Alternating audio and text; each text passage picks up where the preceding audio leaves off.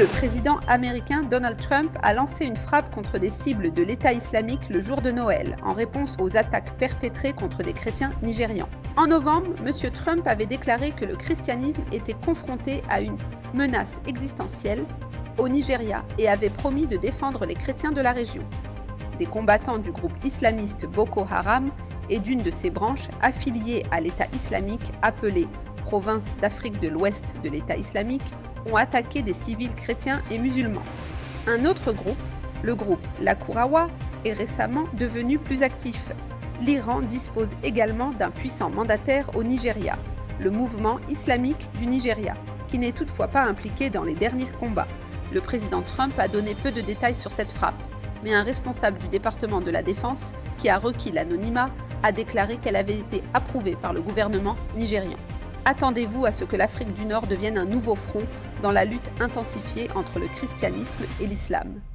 Les prophéties bibliques prévoient que l'Europe, et non les États-Unis, interviendra puissamment et violemment pour reprendre le rôle prédominant. Pour en savoir plus, veuillez lire l'article de Gérald Fleury, rédacteur en chef de La Trompette, Surveiller l'Algérie. Le 26 décembre dernier, Israël a reconnu le Somaliland comme pays indépendant, devenant ainsi le premier pays à le faire. Le Premier ministre, Benjamin Netanyahou, a invité le président du Somaliland à se rendre en Israël et a proposé d'instaurer une coopération entre les deux pays. En collaborant avec cette nation située sur le golfe d'Aden, en face du Yémen, Israël pourrait contrer la présence de l'Iran dans le sud de la mer Rouge. Le Yémen se trouve en effet à proximité du passage sud de la mer Rouge. C'est de là que l'Iran, par l'intermédiaire de son groupe terroriste mandataire, les Houthis, a pu menacer Israël et la navigation mondiale en général. Les Houthis ont attaqué des cargos occidentaux et ont même directement visé Israël avec des missiles balistiques. Il semble également que l'Iran exerce une influence sur l'Érythrée, un pays d'Afrique de l'Est situé plus au nord sur la côte de la mer Rouge. Djibouti, situé entre le Somaliland et l'Érythrée, abrite des bases militaires des États-Unis, de la Chine, de la France, du Japon, de l'Italie et de l'Espagne, soulignant ainsi l'importance stratégique mondiale de ce passage. Depuis plusieurs années, l'Iran utilise son contrôle de la mer Rouge pour porter gravement atteinte à Israël. Pour comprendre comment cette guerre va s'intensifier, lisez l'article de M. Fleury intitulé « La crise de la mer Rouge est-elle sur le point d'accomplir une prophétie biblique ?»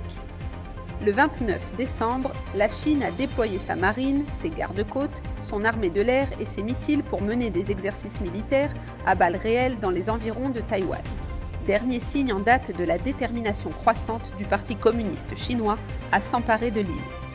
Le gouvernement chinois a déclaré que ces exercices visaient à tester la coordination mer-air et la précision de la chasse et de la neutralisation des cibles. Les forces impliquées ont simulé un blocus des principaux ports de Taïwan ainsi que des opérations contre les puissances extérieures tentant d'apporter leur aide à l'île. Parallèlement, le ministre russe des Affaires étrangères, Sergueï Lavrov, a déclaré que, en cas de conflit avec Taïwan, la Russie soutiendrait la Chine. Ces exercices interviennent quelques jours après l'approbation par les États-Unis de la vente d'armes la plus importante jamais réalisée à Taïwan, d'une valeur de plus de 11 milliards de dollars. Cette mesure marque une étape notable dans la défense de la démocratie. Cependant, les doutes grandissent quant à la capacité des États-Unis, lassés par la guerre et de plus en plus perçus comme peu fiables par leurs alliés, à défendre Taïwan si la Chine passait à l'action.